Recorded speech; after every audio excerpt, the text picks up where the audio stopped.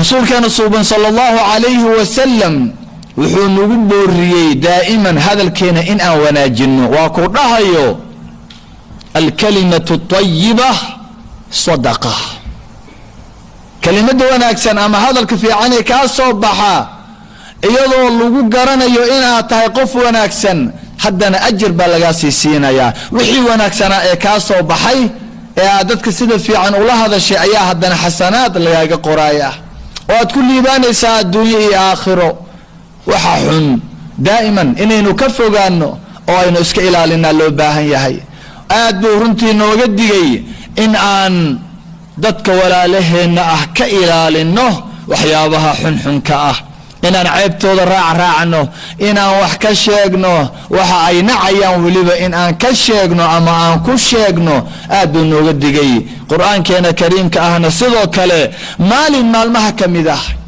ayaa magaalada Madiina masjidkiisii rasuulka sallallahu alayhi wa sallam isagoo fadhiya saxaabadiina u sheekeynaya uga sheekeynaya arabka ayaa wuxuu yiri atadruuna mal ghiba ma garanaysaan xantu waxay tahay dad yahow waxay yiraahdeen Allahu wa rasuluhu a'lam ilaahi rasuulkiisa garanaya xantu waxay tahay wuxuu yiri dhikruka akhaaka bima yakrah wa walaalka ama walaasha oo aad ku sheegtid waxa ay nacayso wax ayan rabin wa insaanka ceebtiisu aad sheegtid ama ha ku maqlo ama yaanu ku maqlin ceebtiisu aad sheegtid waxa uu nacayo aad ku sheegtid waa maxay waxa uu nacayo insaanka ilaahay baa abuuray طبعا والناقص مدما إلهي بعدن قبض ويقابن تهي كاسات قابن ذي كشاكتي تي قابن ناركيس هداي تا قابن هالكا فرديدا ويبورن تهي أدونا عاتا تهي قبض بورن تا سو ماركيست ورتا قيسك جرتي فيرها وين تا سو ماركيست قبض وي إلا ذا حولا ويان وحاتري نيو قبض هداي نأقمريس إيش عور كاهيت ويرش تاهيت وقري حاتري ويلك قرطة قريقة قرن ويلك مذو يعني ولالك واتكو شيكتid adigu markaa kama wadid inaad ku xaqirtid laakiin waa wax uu nacayo طبعا gabadha walaasha markay ku ag joogto ma dhihi kartid waad ka baqaysaa ama dharbaaxa ku gedisaa laakiin way maqan tahay hatta fiiri qofka kale wax ku sheegaya ma qaylinayo Soomaali arkin hoos afka u dhigaya niyo ta gaaban Soomaali ta madow ta geeska fadhida ka sida ka cawarka ka caatada qaliirka ka Soomaali waa garanaysaa wixii waxun inay yihiin waa walaalka waad ku sheegtid waxa uu nacayo markaas ay yiraahdeen oo waxa aanu ku sheegaynaa hadii uu yahay ka waran rasuulallah been ma sheegeen saxaabadu been waa ka mamnuuc muslimiinta oo dhan beenta waa ka mamnuuc ka waran waxaanu sheegaynaa haduu ku sugan yahay in kana fihi ma taqulu faqad igtabta in lam yakun fihi ma taqulu faqad bahatta hadii waxaad ku sheegaysaan uu yahay waad xamatay oo gabadhu gaaban tahay iyadoo gaabnimo ku sheegtay iyadoo cawara ama jisam ku sheegtay manacaysa waad xamatay xanta lagu sheegayo waa qofka waxa uu yahay ee uu nacayo weeyaan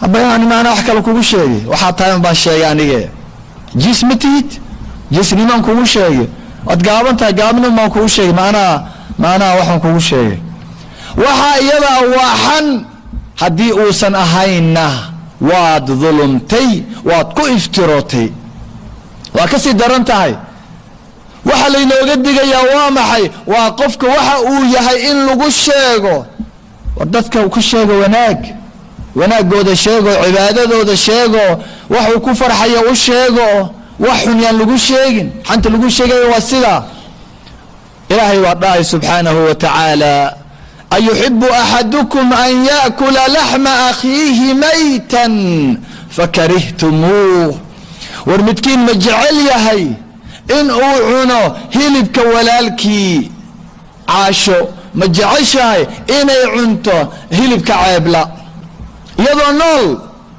walaasha oo nooloo ku hortaagan intaad mindi soo qaadatid aad hilibkeedii cuntid, ama walaasha oo meyda way jiiftaa meesha way dhimatay. eeg aayaddu waxay cabiraysaa qofkiioo meyd ah. qofka meydka markuu noqdo maamaxa xaquu kugu leeyahay.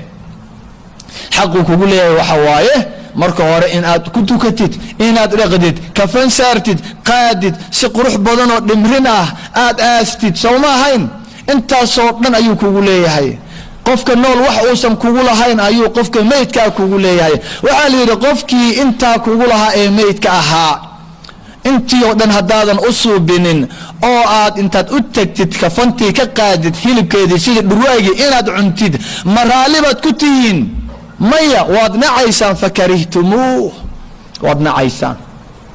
marka gabadhaad leedahay gabadhaa gaaban, gabadhaa sidaa ah, gabadhaa sidaa ah, wiilkaa sidaa aad leedahay, kaanamaa adigoo googoosanaya hilibka walaalkaa oo cunaaya, laakiin isgaran maysid, ma ogid intayna afka dhiig ku leh maanta oo hilib walaalkeed cunay.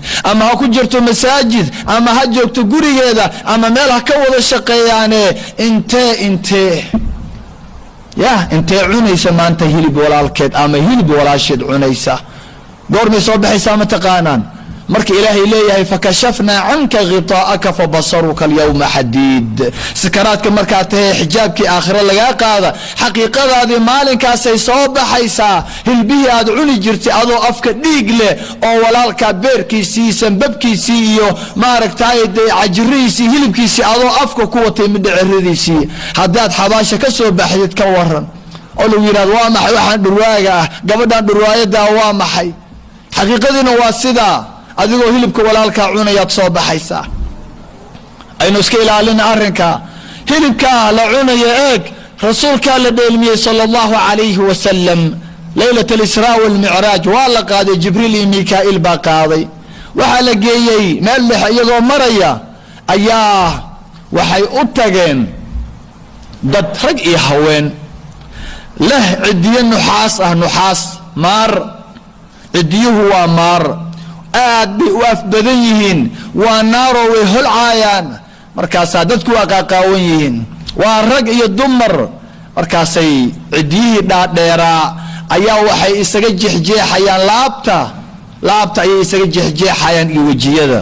yacni iyagiiba isjeexjeexaya, ishii bay bixinayaanoo dhegtii bay goynayaanoo sankii bay goynayaanoo bishimihii sidoo kale laabtii, sidaasay isu markiiba haddana waa la samaynayaa. sidaasay ku jiraan. waa mandar fadiica oo aan la eegi karin. rasuulka sala allahu calayh wasalam yaa aba jibriil wuxuu yidhi kuwaan waa maxay? war kuwaan arxamdarada isu cunaya waa maxay? ma aha qofba qofka kale ma cunaya, ogow, iyagiibaa isgoogoynaya oo iscunaya oo ismaaragtaayey fiiqanaya. waa maxay dadkan? markaasaa wuxuu yidhi haaulaa aladiina ya'kuluuna luxuuma annaas wayaqacuuna fii acraadihim. kuwan aad arkaysid maanta waa kuwii adduunka cuni jiray hilibka dadka. waa dhurwaayadii bashariga ah ee joogay adduunka weeyaan kuwan, raggan iyo dumarkan aad arkaysid ee dadka xaman jiray oo cirdigooda laga baxsan waaye, oo afkooda edab u yeeli waaye, carabkooda qaban waaye, ka adkaan waaye. kuwan waa kuwa. xadiidku waa xadiid saxiixa, aayaddiina waad arkayseen. waxaa hilibka la cunaya ee laisjeexjeexaya ha u malaynina aakhiro, ma aha aakhiro, waa qabriga, waa barzakha weeyaan. maanta gabadha wax xamanaysaa ee aanan is ogeyn, ee dadka cunaysa, ee macallimiinta cunaysa, culimada cunaysa, dariska cunaysa, ee aanan ogeyn, haddii ay nafta ka baxdo iyadoonan ilaahay u soo noqon, u toobad keenin, ka adkaani carabkeeda, haddii ay dhimato, isla saacadda iyada ah ayaa waxaa bilaabanaya cadaabkii. inta loo yeelo bahallaha nuxaasta cidiyaha ayay isjarjaraysaa oo iscunaysaa oo isfiiqanaysaa. waa aayad, waa axaadiis saxiix ah. aynu rumayno, aynu ictiqaadino, aynu ilaalino carabkeena walaalayaal.